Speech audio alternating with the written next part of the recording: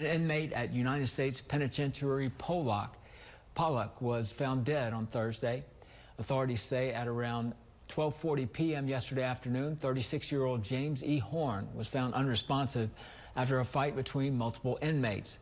Responding employees began treating Horn with life-saving measures. EMS services were called and Horn was then transported to a local hospital where he was pronounced dead. The FBI was notified and no employees or other inmates were injured. The public was not in danger, according to a news release.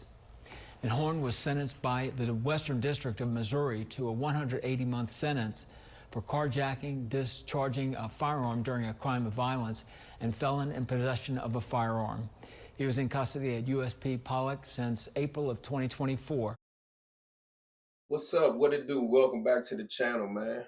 We had 21 subscribers, I believe, 21,000 subscribers. Man, I want to send a big salute and a big thank you out there to everybody who liked the content. You know, I'm trying to mix it up a little bit. But to get back to some of the more prison type of content, today I'm going to take us to Louisiana. Now, everybody call USP Pollock, right? But technically it's pronounced Pollock. I ain't gonna get into no etymology lesson, but it's really pronounced Pollock. But we're gonna say Pollock because that's what everybody call it, right? So we're gonna go back to USP Pollock, a federal prison with a notorious reputation, okay? Now, anybody who know they prison history, so to speak, know that Pollock is a highly dangerous junk, but I'm gonna just give you the facts as opposed to my opinion. And a lot of my homies, they done been there. A lot of my homies done got, you know, charges there. Some of my homies that lost their life there. It's a dangerous place. Some of my homies that lost their life there. Is a dangerous place. I can't say that enough. But let's just get into Pollock for people who don't really know what's up with it. Because today I'm going into some of the wild things that have happened in Pollock, specifically escapes. When people talk about federal prison, you don't hear people talk about escapes a lot. Either they not talked about on the news or they don't want to talk about it too much, but there was a vicious escape that occurred in Pollock. But I'm gonna give y'all a little bit of the history on Pollock. The United States Penitentiary Pollock is a high security federal prison located in Pollock, Louisiana, about 15 miles north of Alexandria. It is part of the Federal Correctional Complex Pollock, FCC Pollock, and houses some of the most dangerous criminals in the federal system. The facility is operated by the Federal Bureau of Prisons, they call that the BOP, and is known for its history of violence, strict security measures, and past escapes and escape attempts. Now, going into the construction of it, just for people who are interested in the history of this prison, it's not one of the older prisons, but it's definitely one of the more violent prisons. So USP Pollock was opened in 2000 as part of the BOP's effort to expand high security federal prisons to house an increasing number of violent offenders, a lot of them from Washington, D.C. It was designed to contain some of the most high risk inmates, including those convicted of murder, gang related crimes, drug trafficking, and other serious federal offenses. The prison's design and security measures are comparable to other high security penitentiaries like Beaumont and Coleman. The types of inmates that are housed at USP Pollock. USP Pollock primarily houses violent offenders serving long life sentences, gang members from groups such as the Aryan Brotherhood, Mexican Mafia, MS-13, and DC Blacks. I didn't add that either. That came up in the search. High profile criminals, including organized crime figures, drug kingpins, and career criminals. Inmates with behavioral issues transferred from other federal prisons due to violence or escaped attempts. The facility also has an adjacent minimum security satellite camp that houses nonviolent offenders, typically those with short sentences or good conduct records. Just to add a little sidebar, when people keep saying Meech went to Pollock, they was not talking about the penitentiary. They was talking about the FCI. They was talking about the lower security joint. Now, history of escapes. Despite being a high security facility, USP Pollock has witnessed several escape attempts proving that even the most secure prisons can have vulnerabilities. That's what this video is about today. Some of the notable incidents include the 2006 Richard Lee McNair incident. Now, before I go on to just reading it, let me tell you what I know. Now, this dude Richard Lee McNair, I'm not gonna say too much because I took notes for y'all. But Richard Lee McNair is what you call an escape artist. He can find a way to get out of pretty much any place other than one of them jumps like ADX. Now, that hasn't been done yet, but I'm not gonna say it's impossible. Okay, so Richard Lee McNair had a job in facilities, if I'm not mistaken. They had these jobs and these details. And as he got to USP Pollock and he began to work, he devised a plan. Now, it's not going to go into the details, but I read some of the things in the case where he stacked up these mail bags and basically hid himself under it with some type of tube that he created to breathe out of. Like, you know, a person uses, let's say, scuba diving with scuba diving gear. You know how you're in the water, but you still had a tube and you could breathe. So he made some type of tube like that. And the COs that were moving the mail bags out of the institution actually rolled him out of the institution, transported him to another location where it was some type of warehouse. And then when they left, he eventually left. But let's just get back to what the media says, okay? So in 2006, Richard Lee McNair, a convicted murderer and a known escape artist, successfully escaped from USP Pollock by hiding inside of a mail bag. Again, it was a stack of mail bags. He disguised himself as a prison worker. I don't believe he disguised himself either. They said he had a job working in this area, tricking guards into loading the bag onto a truck. Once outside of the prison, he cut his way out and fled on foot. McNair managed to stay on the run for 18 months before being recaptured in New Brunswick, Canada. So this dude, who's from somewhere in the northern part of the United States, had escaped from somewhere like North Dakota, I believe. We're going to go into it. This is the east side of the West Cell House, third floor, where Richard Lee McNair was housed in cell 88. What kinds of things was he allowed to keep in this room? He was in college classes. He worked for the Inside Times newspaper. So he would have had newspaper material in here, article material, and layout material, some of it in here. But once he escaped from the United States Penitentiary Pollock, which we call Pollock, right? He stayed on the run for 18 months. Can you imagine how he got out of Louisiana, how he crossed the border from the United States into Canada, and then continued to move and maneuver through Canada? All right, so let's get back to it. We're going back to USP Pollock and other escapes and escape attempts. So in 2013, there was another attempted escape. A group of inmates attempted to escape, but they were caught before they could breach the outer perimeter. Due to the prison's heightened security measures, the attempt was unsuccessful. Then in 2020, they have an escaped attempt of two other inmates. In January 2020, Patrick Walker, a convicted killer, escaped from USP Pollock by impersonating his cellmate. So this is not an attempt. This is a real escape. He escaped US Pollock by impersonating his cellmate during a transfer process.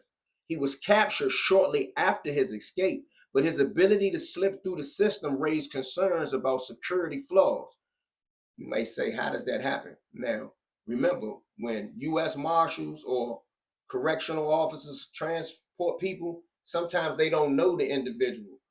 There's been many escape attempts from less secure institutions where people trade armbands or take an armband or take an ID. So what this person did, this person had the guards, whoever was guarding him, believed that he was another inmate and he was released. By the time they realized that they had made a mistake, he was already gone. So this is more like, he worked an administrative move to trick them to release him. But this guy, Richard Lee McNair, he used some hell of an innovation. Not that that wasn't innovative, that take a lot of moxie to do that too as well.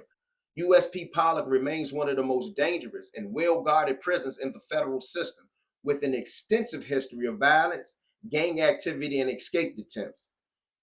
The prison continues to house some of the most notorious criminals in the United States, maintaining its reputation as one of the toughest high security facilities in the country. Now they have another story that follows up behind the story about Richard Lee McNair, and I'm just give you some of this, okay? And they called this, I didn't make this up, it's called lip balm, air vents and mail bags inside Richard Lee McNair's infamous prison breakouts. Richard Lee McNair's name may not be as widely known as some of history's most notorious escape artists, but his feats remain the stuff of legend. A master manipulator and a quick thinker, Richard Lee McNair's name may not be as widely known as some of history's most notorious escape artists, but his feats remain the stuff of legend. A master manipulator and a quick thinker, McNair managed to break out of confinement not once, not twice, but 3 times, each escape more daring than the last. The convicted murderer, originally sentenced to 2 life terms for a 1987 botched robbery and a murder in North Dakota, repeatedly outwitted authorities with ingenuity that rivaled Hollywood's best prison break films. From using lip balm as a lubricant to squeeze out of handcuffs to slipping through ventilation ducts and even mailing himself out of prison, McNair's escapes and escapades are the kind of thing that legends are made of. The first taste of freedom for McNair.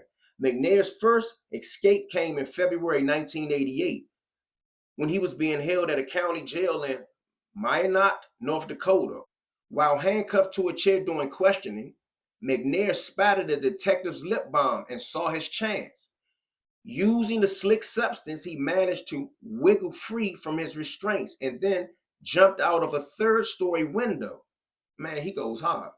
His freedom, however, was short-lived and he was recaptured soon after. At the time, his brother Phil McNair was in awe of his siblings' intelligence. "He is about the smartest person I've ever met," said his brother. McNair's second escape was far more elaborate. In October of 1992, he and 2 other inmates at the North Dakota State Penitentiary shimmied through the facility's ventilation system, slipping past security and into the night. He remained on the run for nearly 9 months before being apprehended in Nebraska in July of 1993. Authorities, recognizing the serious risk that McNair posed, transferred McNair to a maximum security facility in Louisiana, which we call Pollock, but it's USP Pollock. They sent him there like this was going to stop him. The escape that made history. That's what the newspaper headlines read. McNair's most audacious breakout came in April of 2006 from the United States Penitentiary in Pollock, Louisiana. This time, he smuggled himself out in a stack of mail bags, bypassing security as if he were just another parcel being processed for delivery. Once outside, McNair blended into his surroundings and made his way toward freedom. His ability to remain calm under pressure was put to the ultimate test when a police officer in Ball, Louisiana stopped him as he jogged along train tracks. Wearing only shorts and a tank top, McNair managed to talk his way out of a potentially dire situation. The officer, who had called in a description of the escaped inmate, even told McNair he matched up with the suspect, but McNair kept his composure, deflecting suspicion with a smooth-talking demeanor that ultimately led the officer to let him go with a simple warning, saying, "Be careful, buddy." It was a mistake that gave McNair a head start that stretched across international borders. Eluding capture in Canada. Weeks after his escape, McNair made it all the way to Canada, where he continued his streak of deception. When Canadian law enforcement stopped him in a stolen vehicle, he managed to flee, once again slipping through the cracks. But even McNair's luck had to run out. In October 2007, more than a year after his escape from USP Pollock, the Royal Canadian Mounted Police caught up with him in New Brunswick, Canada. This time, he was behind the wheel of another stolen vehicle. When officers moved in, McNair tried to bolt once more, but he was tackled to the ground and taken into custody for what authorities hoped would be the final time. "A criminal mind like no other" is what they wrote in the headlines once they captured McNair this last time. Now housed in a super maximum prison, McNair remains one of the most infamous escape artists in modern history, although a lot of people don't know him. His story, one of freedom, audacity, and rare intellect, has been the subject of documentaries, including The Prison Breaker on Discovery Plus. Now, My partner told me that that joint was banned, so you can't see it. I'm waiting to find some of this film right here, and I will share some of it. Though McNair now resides behind bars, the legend of Richard Lee McNair's jaw-dropping escapes continue to captivate true crime enthusiasts and law enforcement alike. The question that lingers is one that has followed him since 1988.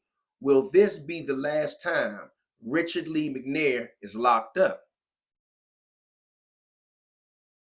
I wanted to say wait till the video was over to show you this, so I'm gonna show you a part of this video where the police in Ball, Louisiana encountered him. Watch how this dude, and I do believe, and I don't mean to sound racist, but I do believe that being as though that he was a white man, he was able to talk his way out of a situation a little bit better in Louisiana, because when I did the research on this place, Pollock, which is why I keep calling it Pollock, it's named after some type of captain. His last name was Pollock, but it was a sundown town, and at a certain point in history, the population there allegedly ran all black people out of the town. One historian even documented that there was a sign that said no niggers allowed. So I don't believe that a black man could have smuggled himself out of there and jogged down those train tracks and encountered a law enforcement officer and not went back to jail. But nevertheless, this dude, Richard Lee McNair, talked himself out of this situation. Leave some comments. I want to see who y'all think is one of the best, or who is maybe the best escape artist in modern history. Subscribe to the channel, like, share, do all that. Salute to the real, free the real.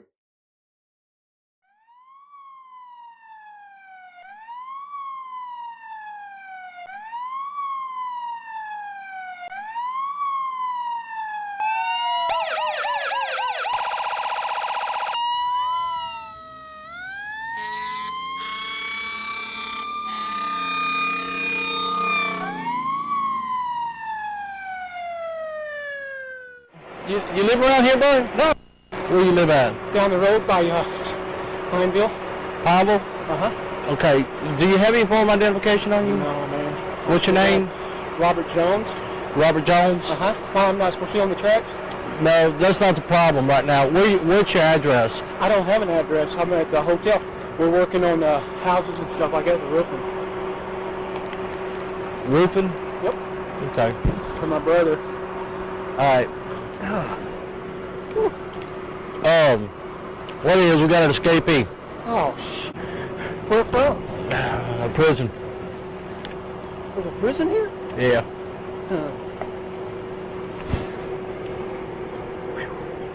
Man, it is hot. Hey, this call. The subject wear glasses?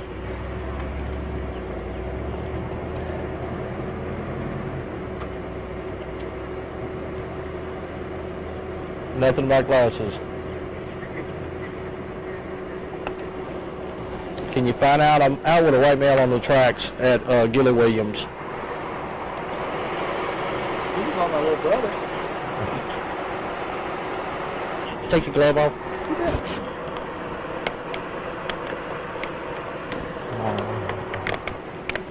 Any tattoos or anything? Look it over. No, no, he's clean. Oh, no tattoos. Jesus. I'm 50 years old. How old is your guy? You're how old? 50. I was born in 56. He was born in 56. 58. Colors you got? Green. Well, kind of a turquoise blue. Turquoise blue? Yeah. You want to give me some more? Call my little brother, man. Do what? No, it's not.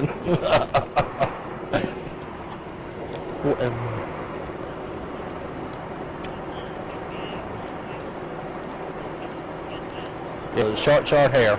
My guy's got skin cut hair. He's got a beard, well, a goatee like. How old is that picture?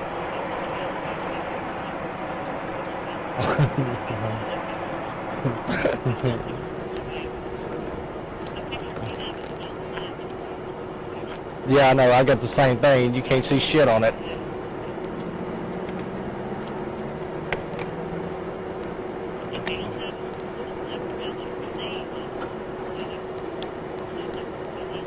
All right. What kind of scar? Okay. All right. Let me just verify. He says his brother's staying at the motel. Let me verify that, and if so, I'll just cut him loose. All right. Thanks. I guarantee I'm not. You know the bad thing about it? What's that? You're matching up to him. Come on. Well, that sucks, doesn't it? Yeah. Where are you staying at?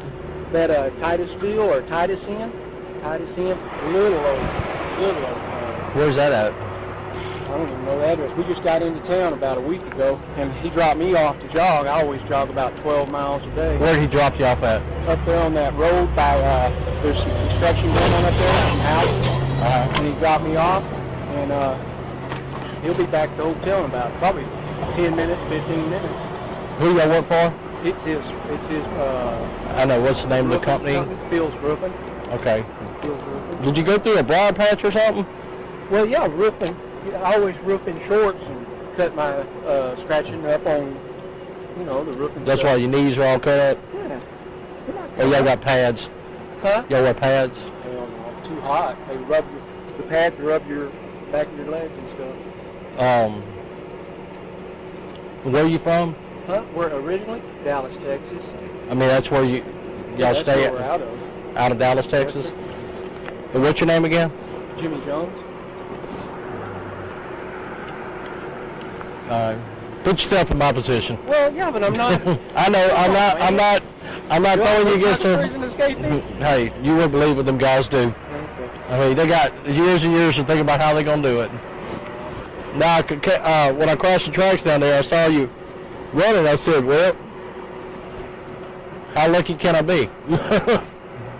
No. I'm not no prison escapee. How far you got to jog to? Pineville, hopefully, he's on these tracks. I'll jog. You gonna hit? Huh? Or you don't know where you're at? Yeah, I'm at Ball. No, I'm talking about you don't know where you're at as far as how far away you are from Pineville. Well, I would say it's 8 miles. I'm trying to think where you're gonna hit out at. Well, Procter right Gamble. through Pineville, right? Right, you're gonna be right there at By Procter the Gamble. Walmart and all that stuff. That's Yeah. where you. So, Where's y'all's motel at? okay, let me think now, because like I say, Phil always drives. Okay, Walmart's right there. Go right at Walmart, and there's a road. Is it 165? Right. 165 that goes south, and we're about 3 blocks. Code 4. Little old tiny hotel. I mean, it's clean. And we were trying to get into the camper place, but we didn't get into the camper place yet. There's a camper place between, I think, Pineville, and what's the next town? Alexander. No, Alexander's the other way. You The got little Paul town. Pineville, Tioga. I think that's Tioga. There's a little, you drive down the road down, and there's a place for campers and stuff. And that's where we usually stay, but we couldn't get in there.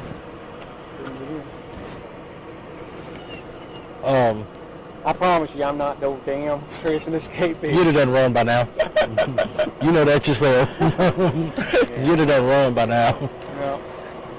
Well, if you can't verify me, I'll be at the... Did you see anybody or anything? There's some kids up there playing. That's all you saw? Yeah, the kids. Was that you that blew your siren? There's a siren, and then some kids were screaming, some little kids playing on the tracks. And the I guy... probably told them to get off of them. Oh, did you? Well, Can I jog on them? Because this is the only I way don't care, Okay, this is the personally. only way I know how to get back. Don't get run over by a train. There isn't any. That's why I picked this. I'm sure you can hear him way in advance. Yeah, but that's why these are rusted, right? For a train? They go down this road? Oh, yeah. Oh, shit. See, I saw it rusted, and I thought, hell, I can jog on this. Oh, yeah. Oh, okay. Oh, yeah, they'll come. Not as much as our other track. Other track about every Thank hour. you, sir. I'm sorry to have to hold you up, but All right. No, I'm just doing my job, I know man. you are. But, yeah, just be careful. You'll probably get stopped again, okay? Don't be alarmed by it. Borderline, yeah. Okay, you'll be on till, well, this shift. I'll be on until we find this on the run. Well, my dad's an auxiliary detective. Where at? In Dallas. Oh, okay. The posse is what they call it. Yeah. He's 70 years old, and he's been doing it since 63. Still enjoys it. Man. Yeah. But if somebody else stops me, I just have him call. I mean, they're gonna go through the same spiel and everything with they you. can call you. But yeah, I mean, don't be alarmed by it. Don't be upset about it. You know, they'll just stop you for a minute, check you out and everything. But if you do jog again in the future, carry some ID with you. See, I'm sorry. When I was in the military, we never carried our ID Yeah. on base and stuff. So. On base is different. Yeah, I know. You know, they show you if you can cross on, you got something. Yep. But out here, you're in civilian life, you know. Were you in the military? No, I wasn't. I'm retired Army. But yeah, in the future, if you're gonna jog again, that way, I mean, if you get run over by a train, I know who you are. I don't have to start second guessing who he is, you Can you know. write down your phone number, your cell phone number, so I can have whoever call you? Just call. You got a cell phone with you? No, hell no. I don't even have a cell phone or anything. Just call 911. Is all you got to do, and they'll get a hold of us. All right. That's our quick line there. Have a good day now. Be careful, buddy. Thank you. All right.